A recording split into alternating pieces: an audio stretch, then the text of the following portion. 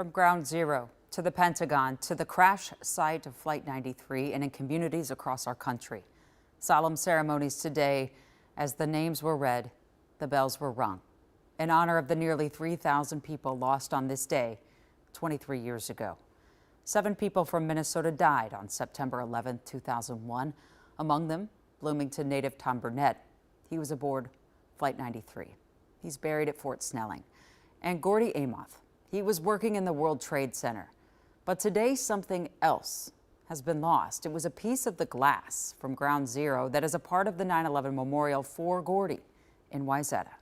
Morgan Wolf has the story.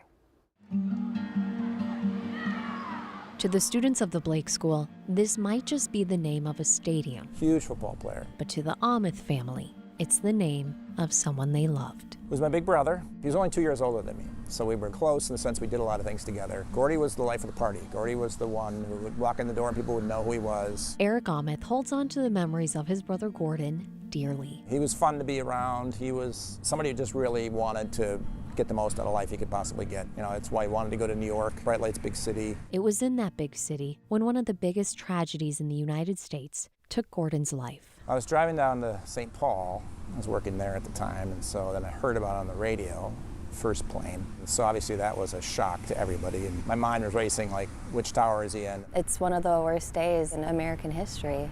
Yeah, for sure. Our family shares it with everybody. The family also shares this 9/11 memorial with everyone in Wayzata. 20 years later, yeah.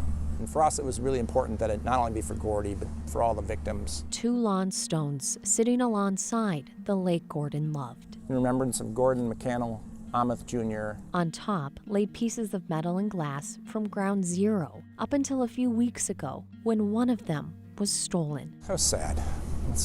That's really disappointing. This is a community asset. It's important to the community. It's not just about our family. And that piece of glass is very, very rare, almost impossible to replace. We're really hopeful that it can be returned. That stolen artifact cuts deep. It's a heavy day. Especially on a day that already carries grief. As the day goes on, it's tough. What sustains us and kind of comforts us is the memories. That's a great perspective, too. Yeah, it's taken a bit.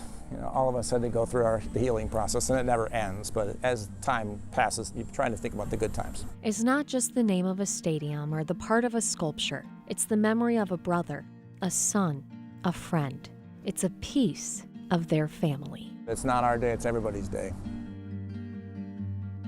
Wayzata police are offering a $1,000 reward for anyone that can return this piece of glass safely, and they say no questions asked.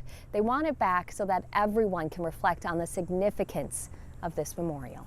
I'm Morgan Wolf, breaking the news.